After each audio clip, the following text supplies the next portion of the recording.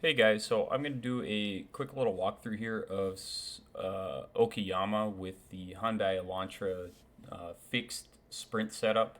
The only thing I did is I changed my brake bias down to about 40%.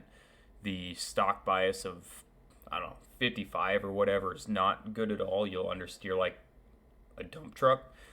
So if you are going to hop in this and run fixed, I'd highly recommend that you run it at about 40%. Yeah, 51. So drop it about 10%. You'll get a lot more rotation with trail braking, especially in the mid entry of most of these turns. So we'll start out with lap time 37.82.1. Oh, that was the unclean. So 37.828 was my quick lap. You can see the lap 9 or so. Really, these tires came in quite quick.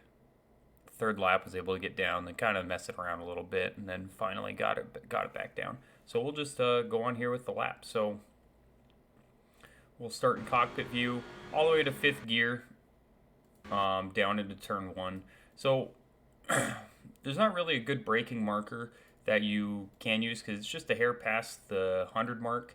So I use this whiteboard after the 100 mark to make that work, or right before the black lines start, the skid marks start, is a great braking zone for turn one. And the key here is you're going to notice a lot is any heavy braking zone you want to keep the wheel as straight as you can while you have as much braking pressure in it as possible. So you'll watch here as my brake pressure goes up, my steering wheel stays the same, and then as I start feeding wheel, my brake pressure will start to go back down.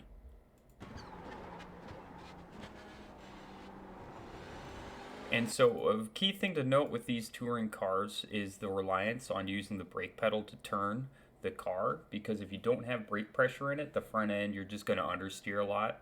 So, it's really important to keep brake pressure in it. From this point, I have, that 80% in it, then I start feeding the wheel. You can see the quick, excuse me, quick feed of the wheel right there, and then I'm back down to about 20%. And I kind of waver around to keep the front end planted in the track. There's faster people out here by, I don't know, half a second or so that could run a little bit quicker than me. So this is not an end all be all, but I just like running these cars. So and then back on throttle as early as you can get it. Be careful not to be full throttle too fast. You can notice I'm only 90%, because if you do go to full throttle too fast, you go all the way to the red curbing on the left side of the track and you scrub your tires and you get them overheated. And on this particular track, it's pretty easy to get those tires hot. So for turn two, you're going to want to bring it out to the right hand side. Turn in point, kind of this white shed, right when this, wrong buttons. Right when this curbing starts is right before where it starts is where you want to do the brake, and it's just a quick little stab of the brake pedal to get the front end loaded, and then a little bit of trail braking through the middle, waiting on the gas pedal. The key here is to be on throttle as soon as you can get it. In a perfect world, I'd be full throttle a little bit sooner, like probably about here, and rolling a little quicker. I had a couple hundreds in it, but that's here or there. So you want to get on the curb a little bit on the inside. You want to maximize your curbing on the exit. Up to fourth gear, up to fifth. So this is probably the trickiest turn on the track for me to get consistently right. You're going to want to brake about the 75 meter mark, right in the middle. Again, you're going to want to brake in a straight line. If you try and have the wheel input and braking with these, you'll mostly over-rotate. If you have your brake bias down in the 40% range, or if you have it higher, then you'll just understeer through the middle of the corner and you won't ever do it, and you're not going to have a good time. So the key here is to leave enough momentum by the time I get to the mid corner right here to be able to trail brake about 20% to keep the front end down and get that rotation in it. So you notice still no steering. The second I put steering, I drop my brake down and then I bring it back up. I have it, and then immediately try and get back on the gas pedal to maximize your exit out of this turn. So this is the best turn that I'd done the whole time, so I'll just slow that down a little bit so you can watch.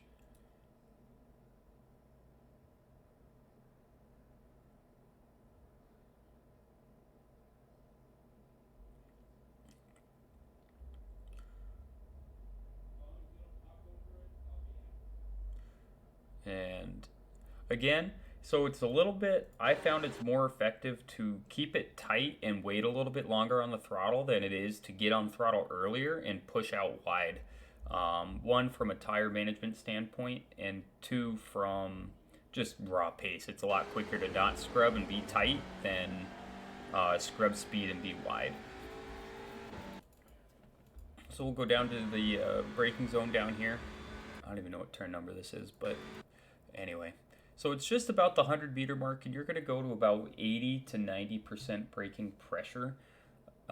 Pretty much that's about the max pressure that you want to do in any of these cars, is that 80 to 90%. Going to grab it right here about the 100-meter mark, and you're going to go all the way, 80, 90%. And if you notice here, I get the car to start rotating. You can use the brake to get the car rotating without any wheel input at all. So just watch the attitude of the car here. So see how it's already started to rotate and I don't even have wheel in it. And then I start feeding wheel once I get down to the apex. Trail brake a little bit. And then back on throttle as soon as you can get it. So this one's a little bit easier to see in cockpit or chase view, but you want to maximize your entry here. And cockpit's actually a little better. So I'm looking all the way at the apex already. So I hit my braking marker, and this is a 15 to 20% slowing down trail braking. So when you're this low on the pressure, you can turn and brake at the same time. It's only when you're using a heavy amount of braking pressure. So you want to get into that 15 to 20%. Feed the wheel in, keep it there. So here I actually turn it a little bit early because you notice I have to take steering input out of it and then re-put it in. So this is not the best example of this particular set of turns, but it's close enough. I probably have a tenth to gain just through this turn. Maximize the exit here. This turn is almost a repeat, just it happens to be flat, so you're going to want to get up to that 10-15% brake pressure. And then the second you get to this apex curve, you want to try and get back on throttle as fast as you can. So here you're going to be braking about the 50-meter mark, and this is another heavy